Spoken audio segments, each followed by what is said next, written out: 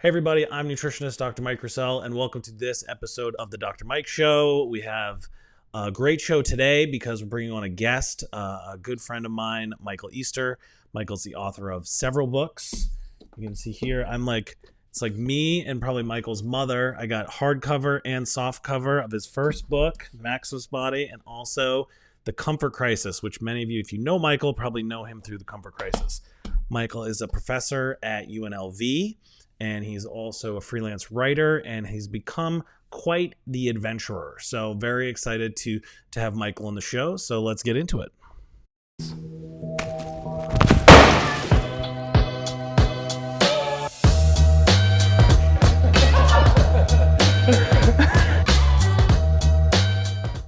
All right, Michael, welcome to the show. Great to have you.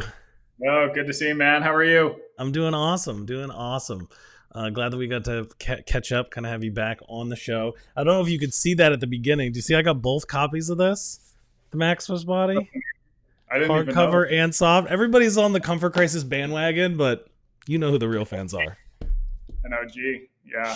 So I did that with Rob McDonald, who is a trainer based out of Salt Lake City.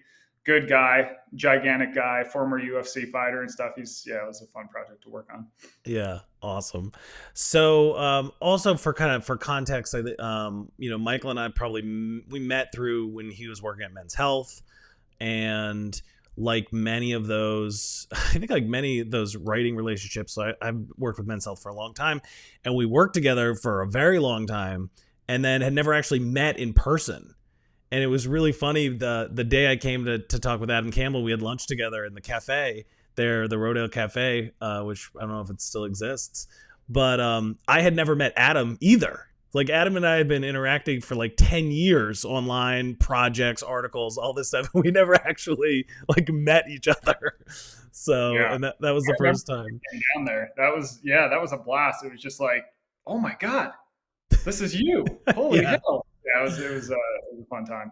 Yeah, so that was really good. And then so you finished, you kind of left during, like, I think that was like kind of that transition when Rodale got purchased by Hearst, and Yeah, then you moved out to Vegas, started working UNLV. And I remember us having a conversation actually when you had written the Maximus Body, and you were like, this book is good, but I have this idea for another one, and I feel like this is going to really be the book.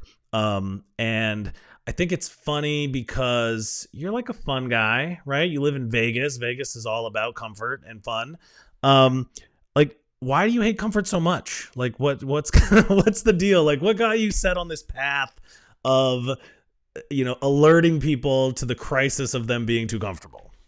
yeah, for sure. Well, first of all, I don't hate comfort. I'm sitting in a nice little chair right now. You So air conditioning in your Vegas house? yeah, we're not running no AC when it's 115 in Vegas.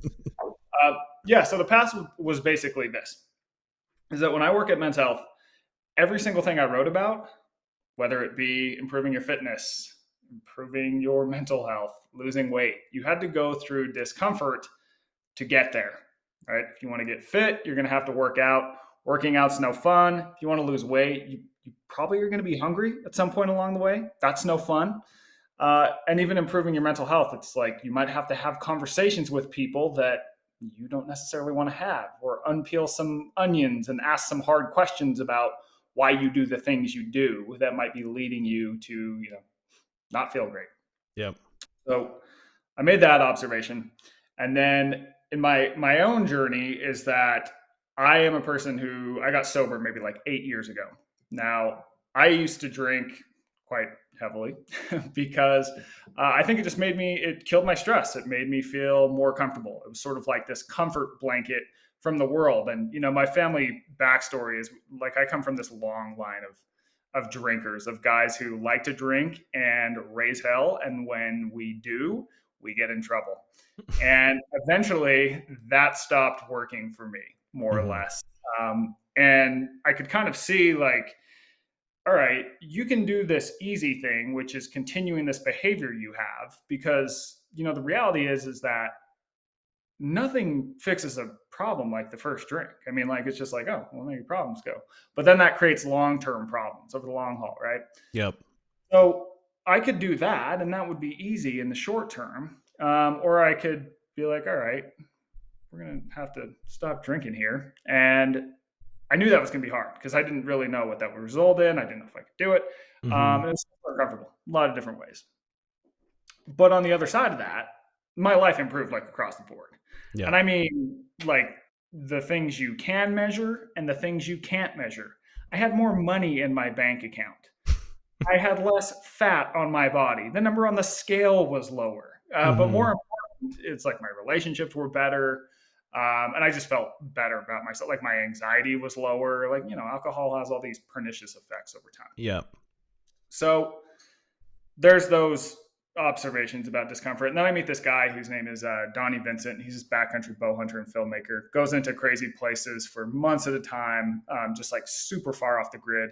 And he'll do these hunting movies, and they're documentaries, but they are almost like Planet Earth, except they have hunting in them. So they're somewhat surprising, which is They're surprising to people who watch them. They're beautiful.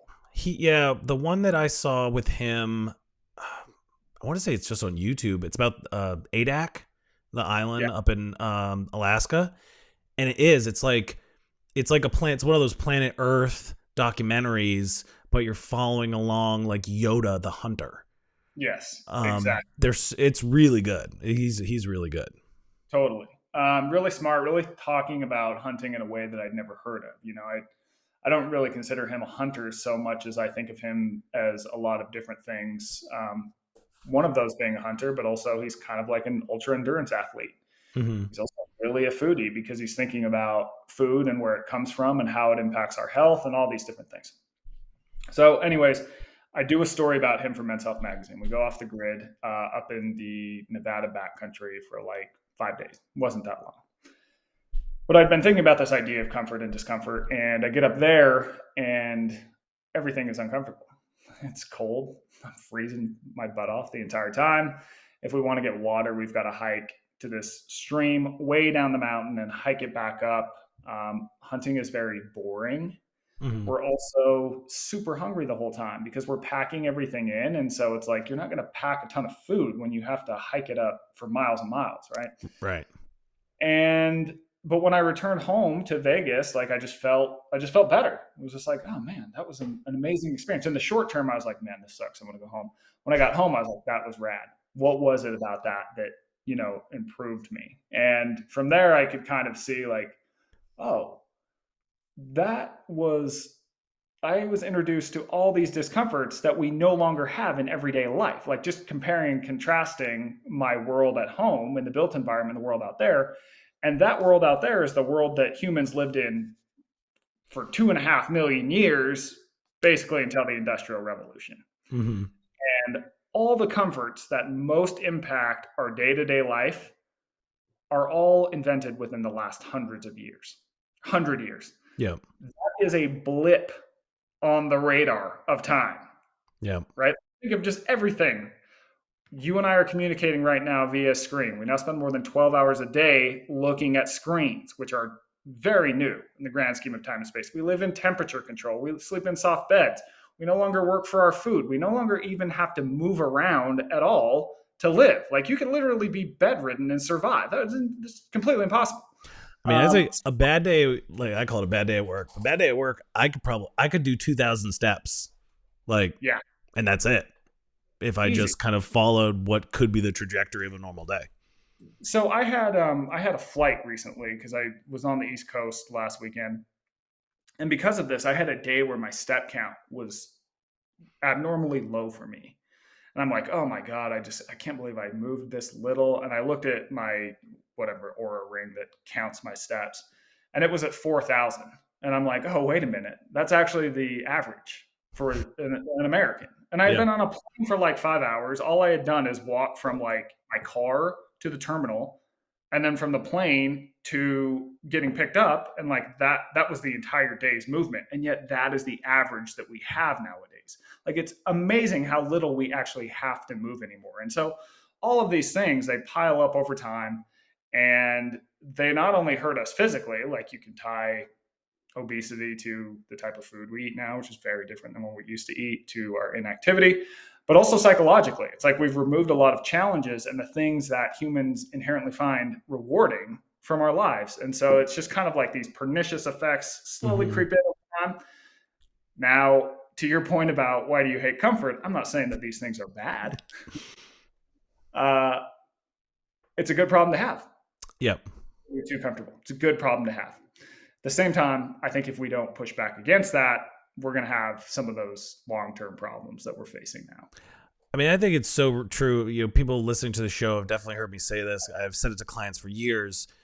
Change is hard because the world is set up to have you eat more and move less. And Yes. so if you're trying to eat less and move more, you're going against the grain by definition. Yes. So And it's along those you're same lines. yes, and you're a weirdo in the grand scheme of time and space. Yes. Because we evolved in these environments where food was scarce, where you wanted to hang on to energy and not burn any extra energy, we are wired for inactivity and we are wired to overeat, especially when the food is calorie dense. Yeah. So now you throw us in the world we are now. It's like, well, no wonder it's so hard because you're not only having to go against the grain of our current environment, but you're going against the grain of 2.5 million years of evolution. Yeah. Oh yeah, totally. I mean, I had said this to you when we were talking about doing the show. I had found it was 2017. I wrote an article, November 2017. And in it, it was like the thesis was this quest for uncomfort or discomfort, and why comfort was such an issue. Is like, here's a handful of the sentences from the beginning. It says, change is uncomfortable. Nutrition change is particularly uncomfortable because unfortunately the entire world and population culture is rooting for you to fail. Today's society is set up to make you eat as many calories as possible and move as little as possible. Kind of what I was saying before. In order to change your body, even sustainable changes, you're going to be uncomfortable and you're going to need to learn some new tricks. And, so I think that's really part of it. This, if you want to make this change, if you don't want to walk 2,000 steps a day or 4,000 steps a day, because that while you're currently set up for this, it has these negative health ramifications. You're going to be uncomfortable because you're consistently bucking the trend of your life. Like, it's uncomfortable to get up and say, okay, I'm going to eat lunch and then I'm going to go walk for 20 minutes, right? Yeah. Because it's socially uncomfortable. Like, work's probably not set up for that. Your environment's probably not set up for that. There's a million emails waiting for you. Somebody wants to have a meeting. And so it is uncomfortable to make these changes. Yeah, 100%. And I think that one thing that's been interesting is that as we've tried to navigate like this new world that we live in, we've had to kind of invent things and we try and pack in like change all at one time. So you think about the modern conception of exercise. Like exercise, we invented exercise very recently in the grand scheme of time and space because we used to just move enough. It was work, right? It was like the day. Yeah, it was the day. And so it's like once we realize that there's ill health effects from being sedentary, we go, okay, well, what the hell do we do about this? And we go, okay, well, we'll go to this build. We'll fill this building with things that you pick up and put down and like these belts that you run on. And you do that for 30 minutes.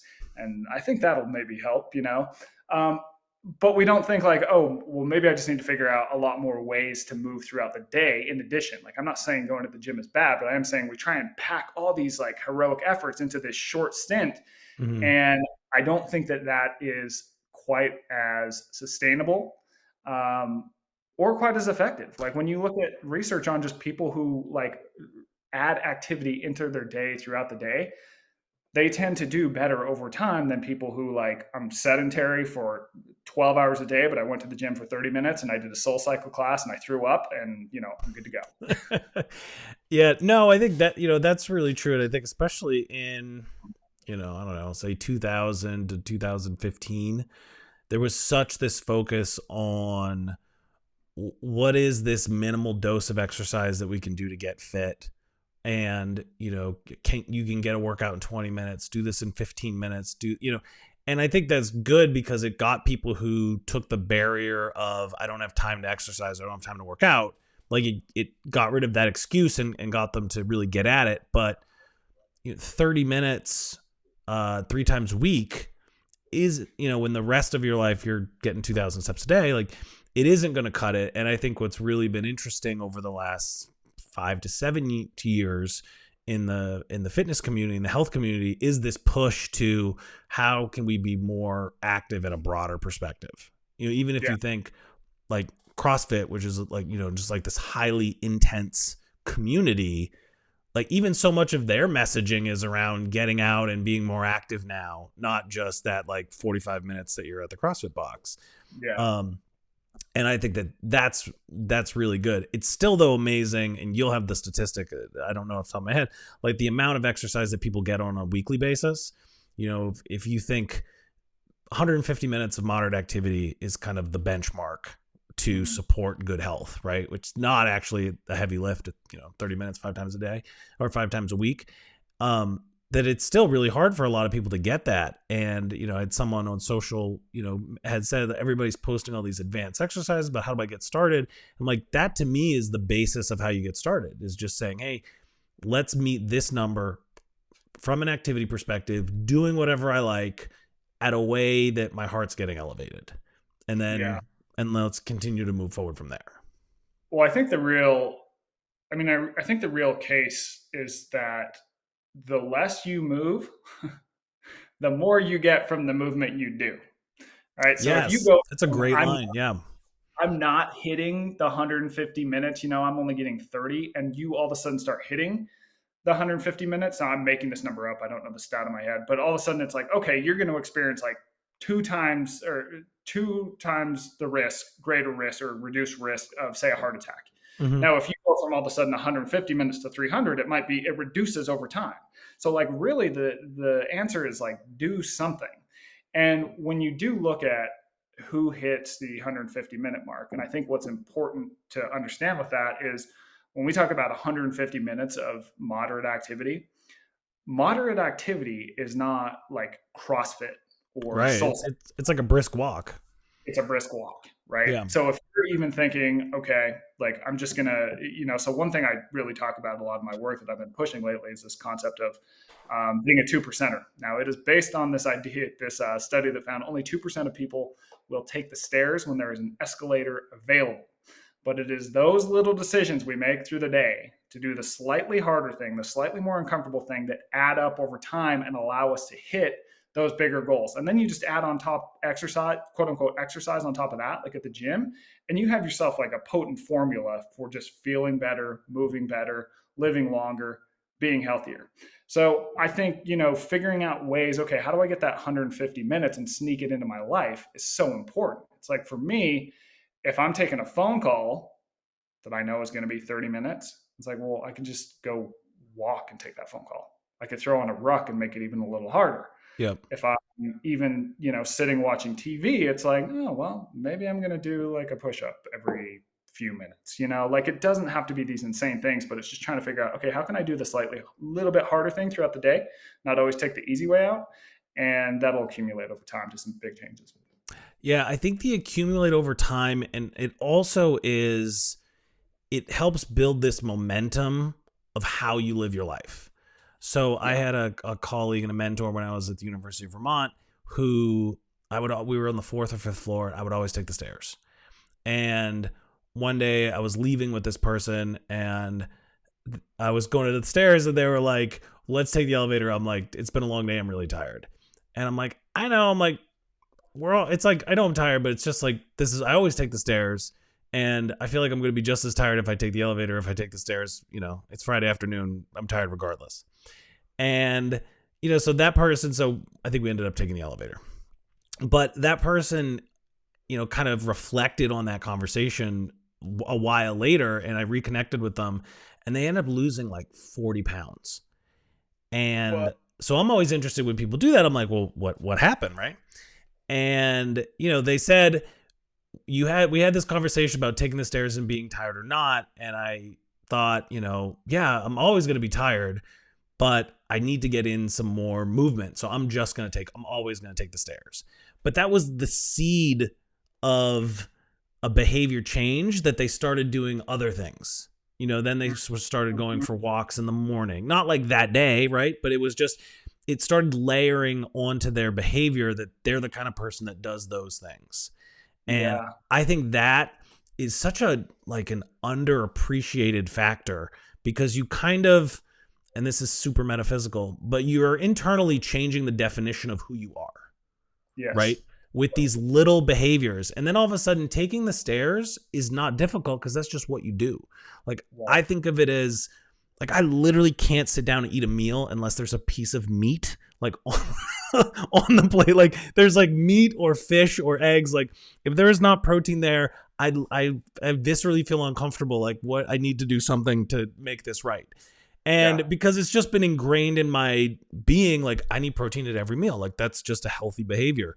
And after a while, it starts to then other things, like I need vegetables at every meal. Like if I'm looking at a plate and there are no vegetables, like it just, or fruit, it feels weird. And I think that those things build over time based on other healthy behaviors. And there's no randomized clinical trial that's going to show that. But I Right. think it's such an important part of change, is that we change how we think of ourselves. Totally. And I think the other thing that I'm kind of hearing in the experience that your friend had, and something that I've had to realize in my own life through all different forms, is that if I'm waiting for conditions to be perfect before I act, I'm never going to act. Right. Oh, I can't exercise because I'm too tired. Oh, I had, well, my day wasn't perfect, so I'm not going to eat healthy. Like all these different excuses we give ourselves. It's like life is never going to be perfect. It's just not. Right. You got to act regardless. If you're sitting around waiting for XYZ to line up perfectly for you, you're just going to be stagnant. No change is going to happen, because change is ultimately going to suck. And so Yeah. you just kind of have to, as much as I think the phrase, embrace the suck gets maybe abused a little bit, there is a nugget of wisdom in it. Mm-hmm. Yeah. No, I think it means more like just ignore the suck. Like it's just like, it's always going to be there, right? Like we had a handful of my family members got COVID at some point. It was months ago now. And so it was crazy, like I'm working with helping move some of the other kids through all their activities, but also then trying to provide all the food and support for everybody who's not feeling good and they're isolated. And, there's all these moving parts with 6 people in a house. And I literally just said, okay, the only thing I'm going to make sure I do is at the end of every day, I've closed all the rings on my Apple Watch, right? Which I have them set. Like I know my life enough that I don't achieve the activity and the exercise rings unless I go do extra. Like it's kind of every day is a little bit of a stretch goal based on how my day works. But that was it. I'm like, look, for the next 6 days, no matter what happened, just I could do whatever. And I'm just going to make sure that I always close those things. And that was my victory point. And I did.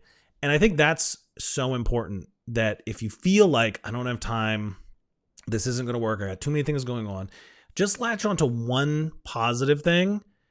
And if you do that at the end of the day, you're going to feel really good about it. And there's positive ramifications that come with that. Like, I got pretty good sleep that during that time too, because I was making sure that was also a priority. Like when you feel good doing one thing, it makes you want to do other things that feel good. Yeah, I agree. And I had a similar situation when I was just visiting some family in Pennsylvania. So, I'm not going to a gym because I don't have a car and I don't know where a gym is and whatever. So it's like, all right, well, it's summertime. We can either all sit on the back porch and talk, or what if we all went on a walk and talked? Right. So I just tried to make sure that I was getting a significant number of steps a day. And it was also, I was doing all the same things I set out to accomplish in Pennsylvania, which is to reconnect with family, but I was able to do it in a way that was, gave us all a side benefit. Yeah.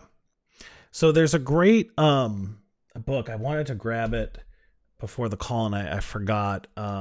It's about, God, it's called Move a Little, Lose a Lot. Mm, Um, and it's by the Dr. Levine, who kind of pioneered the like non-exercise physical activity or hmm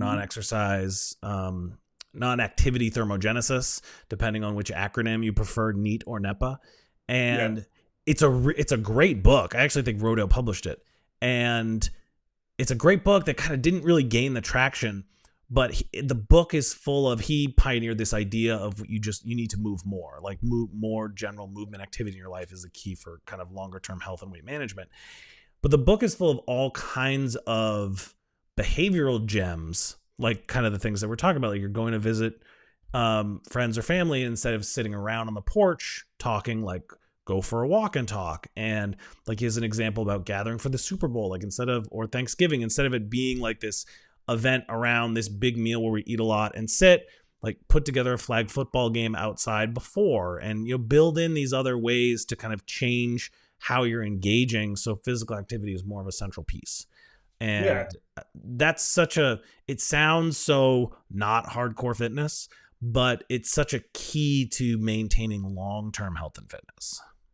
yeah, totally. And you know what? I think a lot of it is just like you got to figure out what works for you, because the food and fitness industry is full of like semi moralistic judgments.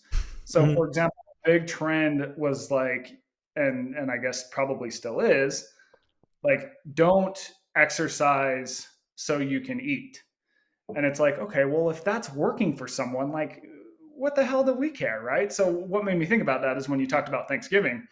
So, my Thanksgiving tradition is that I wake up that morning and I do this loop that's 12 miles in the mountains behind my home. And it's like basically reserved for bighorn rams. Like it is savage. But I Mm-hmm. look forward to it every year. And it's like this thing. It's like, okay, I'm about to like sit down and watch football. I'm going to eat a bunch of shit. Um, I'm going to do this thing. And that way I feel like I've earned it. And it gives me this sort of like psychological, like, cool, right? I would argue that's probably keeping me fit. It's probably not causing me that many problems over the long term. So I think it's really just like, okay, figure out some things that you can lean into. I do Don't that all listen. the, I do that all the time. I know what you're saying, that there's this there's a view that you shouldn't put like large meals or treats in this thing of like, I need to do this physical activity to earn it, like burn it off so that I can eat it. And I totally, there is this negative connection Yes. between that you could make between behaviors and food, which I don't think you should do. But the a couple weeks ago, I like, I don't know, it was a nice day, and I was like, it'd be really nice, like ice cream. But I've been like sitting on my butt working all day, and I thought, well, if I bike 2 towns over, there's this nice gelato place, and I can get ice cream there. But 10 miles there, 10 miles back, with a small gelato in the middle, like I did do it, and I kind of felt like I earned the ice cream, and I don't think it was it. It made me do it. I wouldn't have biked 20 miles otherwise, like just for the fun of it. Totally. And I I think think a that lot. stuff is fun to do. Yeah, totally. And I think a lot of the reason too is that part of that idea came out of the fact that people will sometimes, go on a treadmill and go, oh, well, the thing told me I burned 500 calories. The machine told me, so now I can eat a Yes. 500 calorie donut, where that's not really how the math works. But I think just basically realizing that, like, it's okay to move and then reward yourself. Like I mean, we humans love. did. So last time we saw each other at Sandlot Jack's, the Go Ruck event, they had, you were too busy emceeing to have fun outside rucking, but they had like a pub crawl for rucks, right? Where Yeah. we basically got together. It was like people I'd never met, and we ended up going, I want to say it was like 10 miles, like rucking to a handful of different bars. I mean, fortunately, like half the bars were closed, because I think if we would have had a beer at everyone, it would have made it hard to complete the loop. But it was just like this goofy, and you got a patch at the end, which will make you want to do anything, right? And so it was kind of like a goofy thing, but otherwise, there's no way we would have done all that activity or kind of hung out and met people. And I just think that there is this fun way that you can build activity into the social nature of your life that is, Yes. that's just really good. And yeah, and I mean, you hit the word right there, social too, right? It's like have fun with it. It's like I talk to more and more scientists every single day who study physical activity, who study health, who continue to lean into this idea of like, if I'm thinking of my health long term and I'm having to pick between I'm going to go hang out with friends or I'm going to go run for an equivalent amount of time, they're like, I kind of think I'm going to maybe hang out with friends. Like the research is starting to suggest that like maybe that's just as good for us. Now, if you could run with friends, that's even Even better. better. So there's the message. Well, I mean, I think that's, so I was thinking about the book, your book, and the back, and we kind of got off the kind of the journey of how you got to the book a little bit, but the backstory in, or kind of the theme throughout, the back theme, I'm just not sure you're the literary professor, the right way to describe it. The thread throughout the whole book is this hunting trip that you went on with Right. Donnie up in Alaska. And it was two things I thought about. One that you just mentioned, how when you first went with him, you were like, man, this really sucks. And then afterwards, you're like, this is awesome. That there's kind of this. I was wondering if when you went on the Alaska trip, did you have the realization throughout, wow, this sucks, this is awesome? Or was it not till the end when the suffering was over that you were like, this is awesome? Because I think that's like one thing. But the Yeah. other piece was, it seemed like being around the people that you were with, and it was two, maybe three people, depending on when during the trip it was, like that makes such a big difference. Like, Hmm. I'm sure that Donnie, because he's Yoda, could go out all alone and have a magical experience. But I think part of you being with those people throughout also made it so fun and rewarding. And that kind of makes uncomfortable things more comfortable. Oh, totally. Yeah, it's so for context, if you're not familiar with the book, I was we went to the Arctic for more than 30 days, and we're in the backcountry on this long caribou hunt. Just for the context of this, and it was me, Donnie, and his lifelong cinematographer, whose name is William Altman. Both great guys. And to answer your first question, the experience up there was interesting because the first handful of days, you're kind of going, "This is a long time." Day three, this is a long time. And we had like a pretty gnarly storm very early on where we almost lost our shelter. And it's just like, oh my God, I'm going to die up here. Um, but over time, you start to kind of like, you calm down. And there's a lot of reasons for that. And you start to really appreciate it. Now, what was, I think, most fascinating is I think that in in modern life, there's a lot of noise. I mean that literally and, metaphorically. And we kind of have this like low level of stuff just coming at us all the time, where there's just like stress after stress after stress. So it's kind of like we ride this sort of like low grade stress all the time. And when I'm out there, that's all completely gone. There's no stress except when there is stress. And when there is, It's it's a grizzly bear, it's a storm, it's a blizzard, it's a river crossing when it's -20. So it was really fascinating, like what happens to your mind internally, being like most of the time, and then having those spikes. And mhm. honestly, I can say that I felt more like calm and clear about on my perspective on life than I ever have up there. It's like you start to like layers start to get stripped away over time and you start to realize what really matters to you. And that was definitely powerful for me. Now, to your second point, the whole social element definitely helped. Mhm. And I think it was fun because you we all literally relied on each other for to survive. Probably Donnie could have done whatever that, made Yeah. it. Probably William did too. But that's not to say I didn't bring things to the table. Mainly it was just all the research I'd done to be like, hey guys, like this, here's what's happening, in your brain on this day. Here's what's happening with hunger. Here's what's happening with all these different things. And they found that really interesting. There's a few things that I brought. They're like, oh, I never thought about doing this thing that way. And now I'm going to do it that way forever. So Mhm. you kind of have this team and camaraderie that you're all leaning on each other. And I think that is a really powerful thing. Now, at the same time, as part of the book, I also talk about the benefits of solitude as well. Because I think that we know that loneliness is bad for us, but loneliness is when you want to be with people, but you can't for Mhm. whatever reason. Now, solitude is different. Solitude is going, I need to take time for myself, and I'm going to use this for my own benefit, whether it's to think better, whether it's to sort of get to know yourself, all these different things. And you see throughout history that there's all these different thinkers who have leaned on solitude as a way to think better, get to Yeah. know themselves, create better work. And I had a moment out there in Alaska where you have to get ferried by planes to get out to where we were, these tiny little planes. And Mhm. so I was just kind of like left out literally in the middle of nowhere, like, 10 Please to come 20, back. 30 miles from anyone, and it's just like, wow, this is the farthest I've ever been from humans. Because the other thing is that I don't have connection to humans through my phone or any other kind of connection because I don't have bars. So like today, even when we're thinking, okay, I'm going to take some alone time, we might go sit in a room without another human in it, but then we're like, oh, Instagram, Twitter, I'm going to listen to a podcast, I'm going to watch TV, and we're always with people, right? We're never Yeah. just like with ourselves. So that Yeah. was really fascinating too.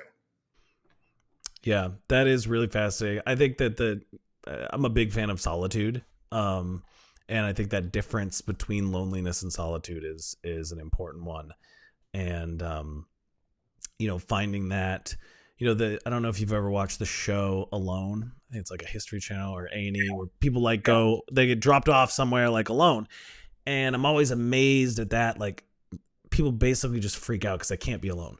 And if there were two people, like if it was like a couple, like or a pairing, it would totally change the entire dynamic of the show Mm-hmm. because so much of like people just can't deal with their own thoughts.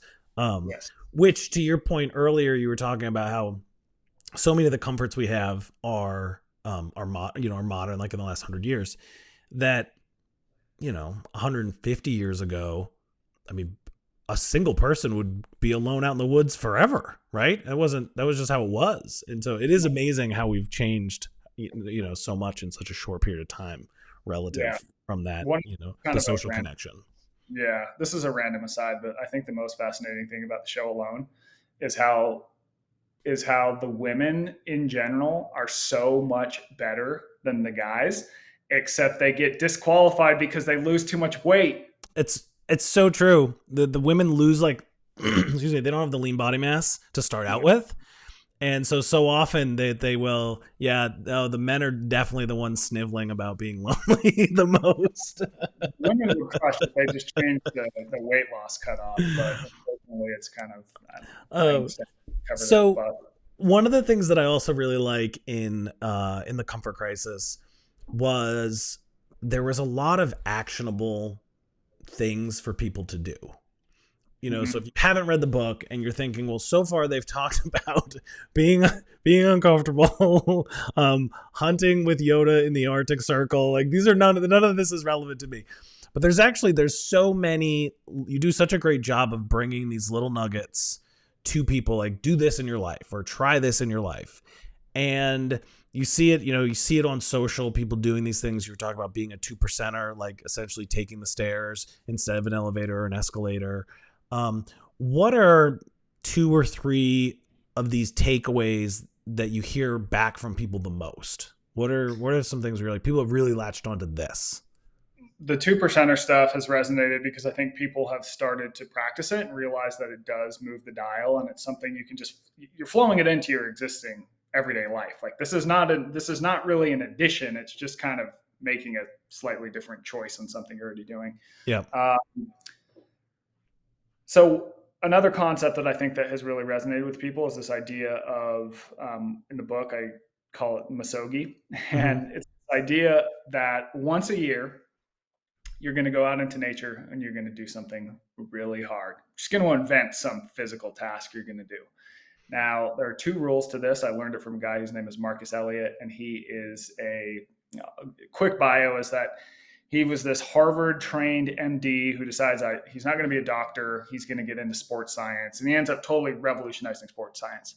But he has a lot of his athletes and everyday people do this concept of misogi. Now, the rules are rule one, you have to make it really hard. So you do this task and you have to, well, having it be really hard is defined by having a 50-50 shot at finishing.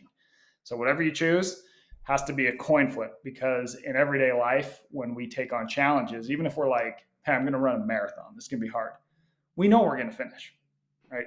I People, so I think this is like, and this is a lot trickier than most people think, because to that point, like in your mind, you're like, well, I'll do this, but you're still mentally probably cheating to set yourself up so you pick something that you know deep down that you could do.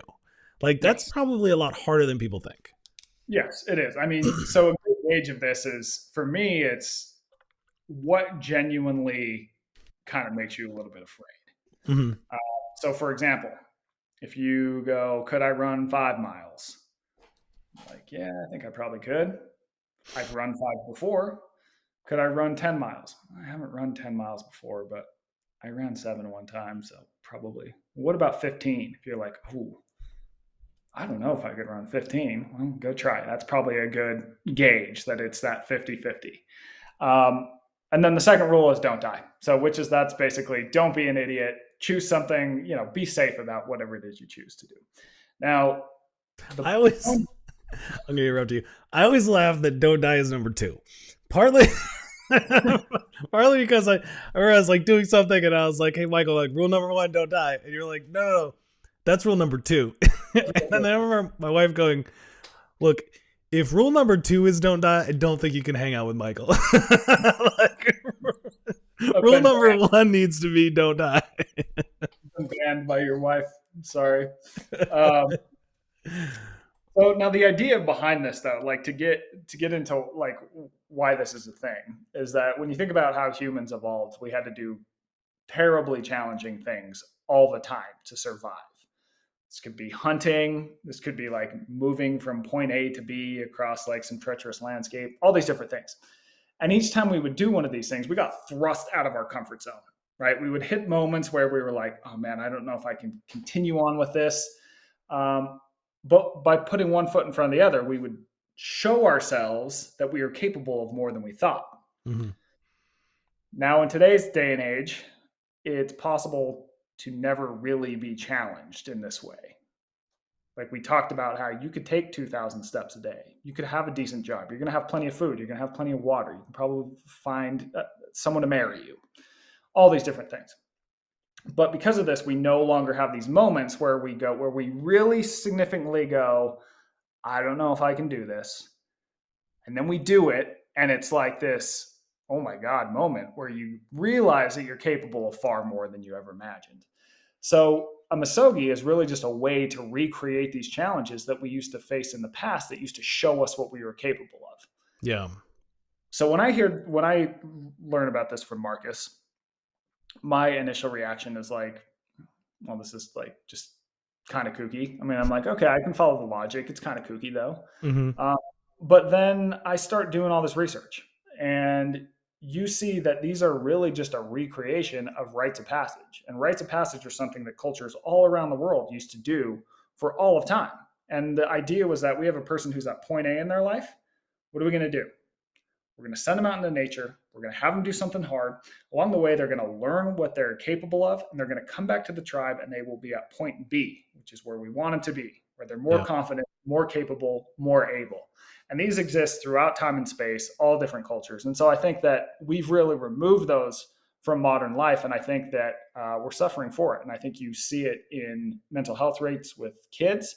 So, for example, in the early 90s, parents stopped letting their kids go outside and do hard things like play on the playground, rough and tumble stuff. And this is when helicopter parenting starts. And because of this, you start to see, and there's a variety of reasons, social media is also one of them, but you see that mental health problems among kids born after 1990 are significantly higher than those born before helicopter parenting. Yeah, I think this idea of, part of this, and we've gotten to this, maybe it took us 40 minutes to get around to the idea, but part of the benefit of being uncomfortable in a situation is that growth that comes with it and your ability to establish what's a new normal. Yes. And so, as you're talking about this concept and how I'm thinking about it through the lens of nutrition is, if we never ask ourselves to eat vegetables every day at every meal for 2 weeks, and we're like, some people would think, how could I possibly do that? Right? Or eat minimally processed foods for a month. Like, how is that even possible? But it is possible. It's just very uncomfortable. And if you can get yourself to do it, like on the other side of that challenge, you have a different perspective. And then all of a sudden you look at things differently with regards to your food. You may not eat minimally processed foods exclusively forever, but it's changed how you look at food and how you think about food. And that's the important piece, is that what happens to you. So maybe it's even less about, making it 50-50 or not dying is still important, but it's how you come out on the other side and then what are you then capable of? that I think is, Right. is the big driver there, especially if so much, I think so many unhealthy behaviors that we embody are due to stress. And we either justify it because of high levels of stress. I'm going to do this because I'm so stressed, like I'm not going to go work out because I'm too stressed and tired. Or we do it because we're stressed. We eat or we drink because we're stressed.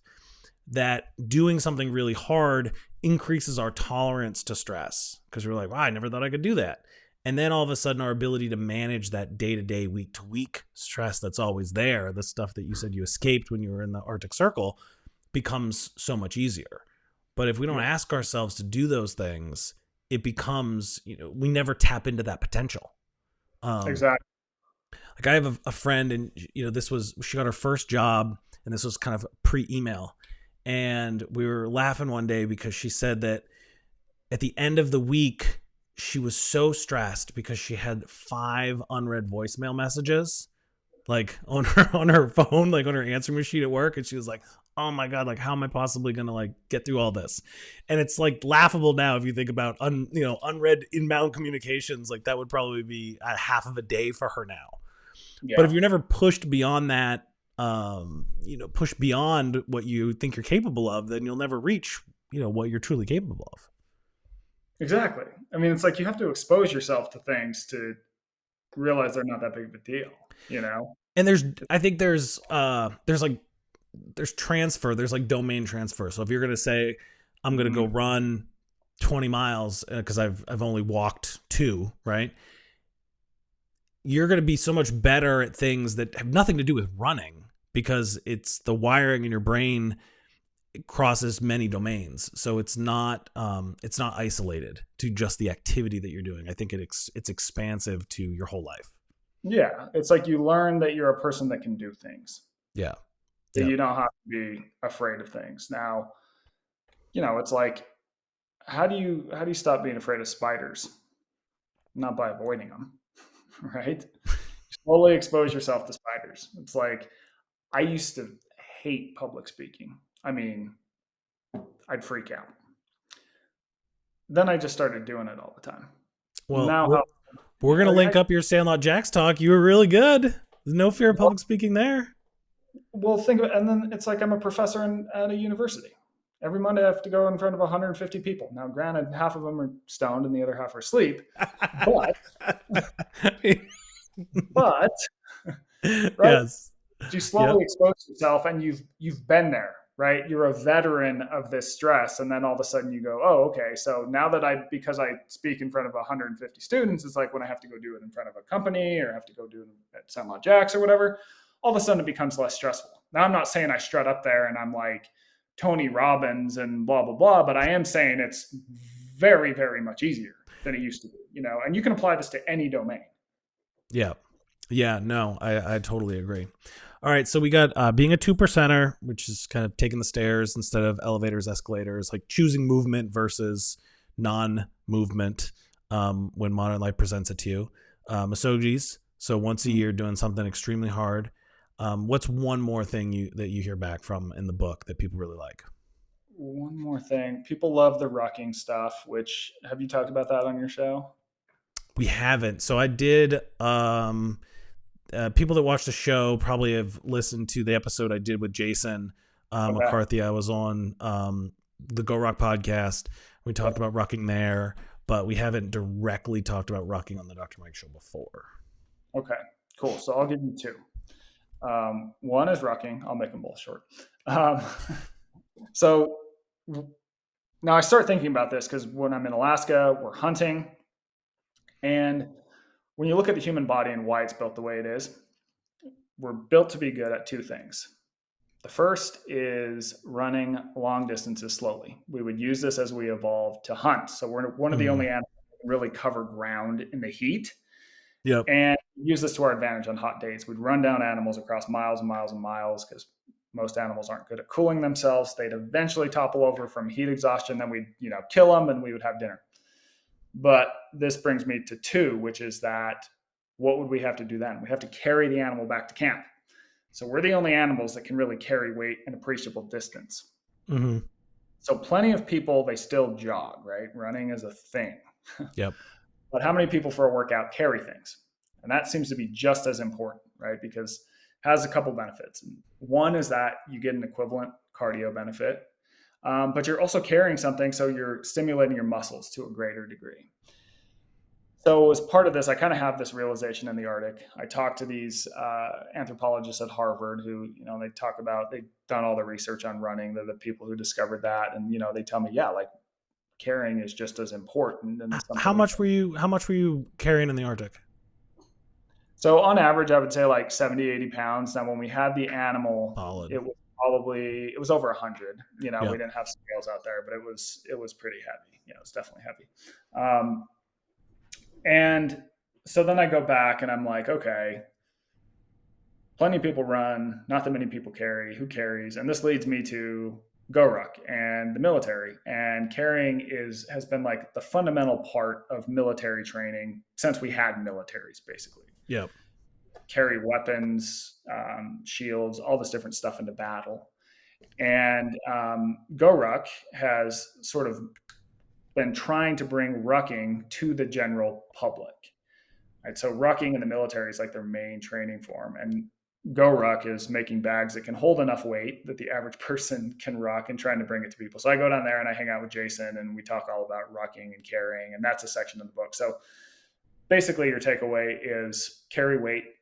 One way to do it is in a backpack. Just throw whatever it is, 5 pounds, 10 pounds, 20 pounds, 30 pounds. Try not to go above 50.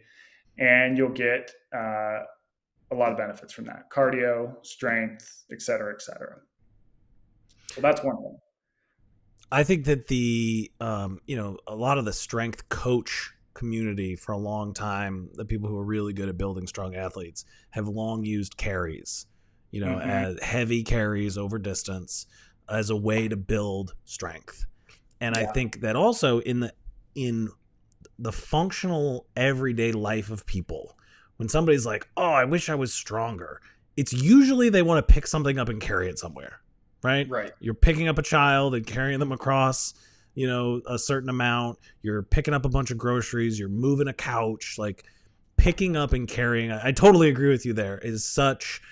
Um, that's when people in their lives, my wife calls it functional muscle. Like that's when Mm. you unleash the functional muscle, is picking up and carrying things.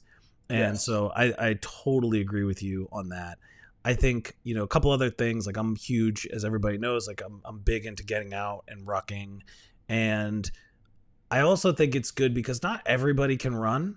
Like I was just Mm-hmm. having a conversation with a friend of mine and he just can't run anymore. Like his joints and his bones can't take it, and not Yeah. everybody's got access to a top level PT who's going to say like, oh, actually, you got to breathe this way when you're running, and then you're fine. Like, but he throws some weight in his backpack and go out for a brisk walk. Yeah. And so I think it's super accessible to a lot of people, this idea of rucking versus running, where they might not be able to go out and run. Yeah. And I think that's great. I also think it gets you outside, which is also, something that you need. So I'm a huge, huge rucking fan. Yeah. If you can walk, you can rock. I Yeah. mean, full Yeah. stop. Now it's interesting because when the book first came out, like one person emailed me and was like, "Rucking's terrible for your body." Look at the soldiers and what in the VA hospital. And it's like, well, yeah, because the military has these guys ruck with 100. Yeah. Like, look at the backs of power lifters, right? It's like if you are pushing the extremes, of course you're going to have some downsides, right? But if you're just doing something at a reasonable level, like it's very, very powerful. Yeah. Um, Oh, totally. I mean, I think you're starting with 30 pounds and then you work your way up, and it doesn't need to be how much can I load. I would say it's probably, I mean, it's rare I would ever go above 100 pounds, and that's like a really heavy. I'm not going to go like super far. yeah, yeah. I mean, the most I ever have to ruck with would be if I was hunting, and it's going to be maybe 100 pounds, but I'm like never training with that. Yeah. It's just Well, you'll it's be you'll be so like adrenaline juiced up anyway that yeah, it'll be no problem. exactly. What so I want to get in just before we kind of close here. what's something, because I know you're always kind of exploring ideas and you're super creative. What's something that's really interesting to you now? I know you have another book in the works that you may or may not be able to talk about, but what's a topic or an area that you're digging into that you think is really interesting? Yeah, so the new book is about how humans generally evolved in environments of scarcity of all different things, from food to stuff to information to the number of people we could influence and on, and how we now have an abundance of all these things that we're sort of built to crave and how that's changing us. And one thing that's become really interesting to me is attention and how we spend it. And this often goes back to these ideas I've had about comfort and discomfort. Mm-hmm. So when you look at, a lot of our decisions are really just driven by a need to be comfortable or to avoid discomfort. And one good example of this would be why people use their cell phones. So when you look at pickups of cell phones, for example, only 10% of the time it's because of a notification. 90% of the time it's driven by some internal discomfort. Mm-hmm. I'm I'm bored and I want to solve it. I'm stressed and I want to solve it. Want to get It's that an dopamine escape. hit? Yeah, and so I think that, but you can apply this to all sorts of different behaviors, and that's really what the book is looking at. It looks like at a lot of new ways to view everything from addiction to the our information seeking drive and Mm-hmm. why we do that and how that's affecting us. So I've really gone down that rabbit hole, and it's been pretty interesting. But I've done everything from, like, I spent time with a guy who designed slot machines here in Las Vegas, and you like slot machines work. I won't get too into it because I don't want to give away too much. But slot machines work based on how humans need to search the world for food. It all Mm-hmm. goes back to food searching Is that why mechanism they're we their have. cherries? Is that why the slot machines have the cherry? Yeah. But you can apply the same thing to, like, that same technology is being embedded in all sorts of different products that are expected and unexpected. And so I'm in this like deep, dark rabbit hole right now that's been very fascinating. I'm excited about it. That's awesome. I think that's super interesting too. Of course, I'm going to bring it back to nutrition, like understanding those underlying feelings, drives that we have. A big thing that I'm always talking about on the show is that we eat for a variety of reasons that have nothing to do with the fact that our body needs calories. Yes. And so the more we can unpack that, why we're eating, why we're going for food, why are we doing these certain things, just the better handle we have on our health and our nutrition and what's driving our behaviors, which ultimately lead to our health. So I think it's exploring this kind of stuff is really important. And I think there's domain transfer a lot, like we just talked about, like learning about why people are so into slot machines is going to have this significant applicability to food choices that you're making and why you're eating that. So that's exciting. When's the book coming out? What's the trajectory on this? About a year from now. So I have to Okay. turn in the whole first draft in January, and then it takes whatever amount of time for them to, I don't know, do whatever goes into publishing a book besides writing it. Okay. So you're on a different, when I did the Meta Shred diet, Adam was like, so do you think you do this in like 7 weeks? Right.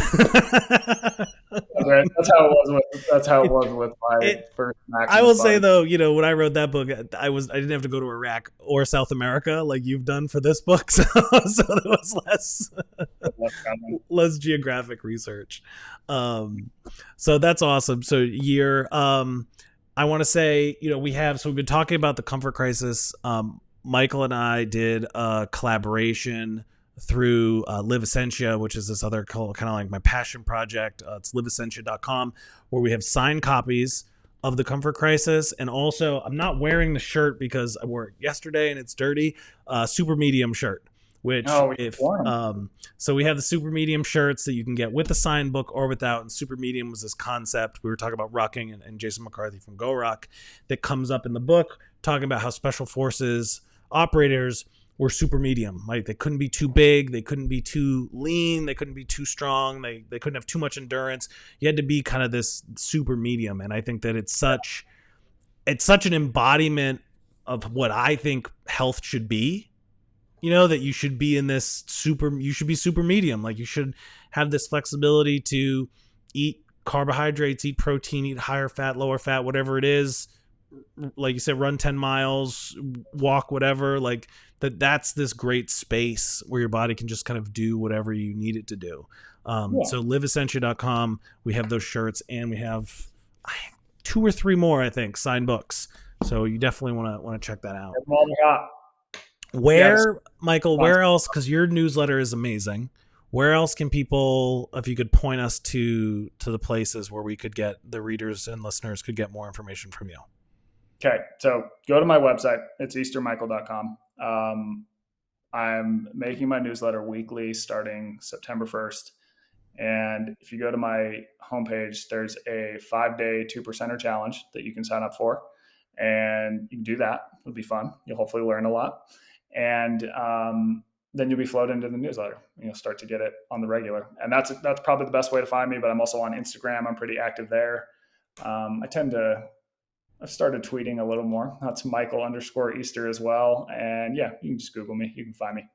Yeah, so I definitely check it out. Michael pours a ton into his newsletter. It sounds like a little uncomfortable challenge yourself. Weekly newsletter starting in September. That's a good writing commitment. Yeah. Yep.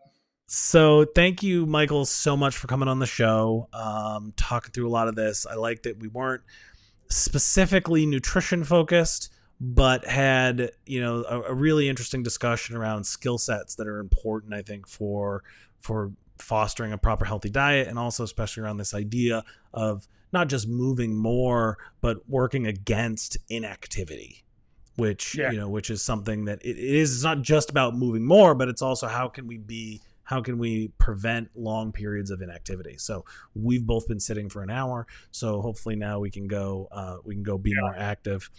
But I want to thank everybody for tuning in. And I will say, hold on, because this is important. Again, The Comfort Crisis, if you have the book and you bought it, barnesandnoble.com, amazon.com, go leave a good review. It's so important. Like, people truly underestimate the importance for authors about the number of reviews and the number of good reviews. So if you've gotten the book and you haven't left Michael a review on Amazon, this is from one author trying to help out another. Please do, because it's so important to be able to write more books and get publishers to believe you when you say, I have this good idea and people are going to read it. So please leave reviews at Amazon. Michael, thank you so much for joining the show. Everybody, thanks for tuning in, and we'll see you next week.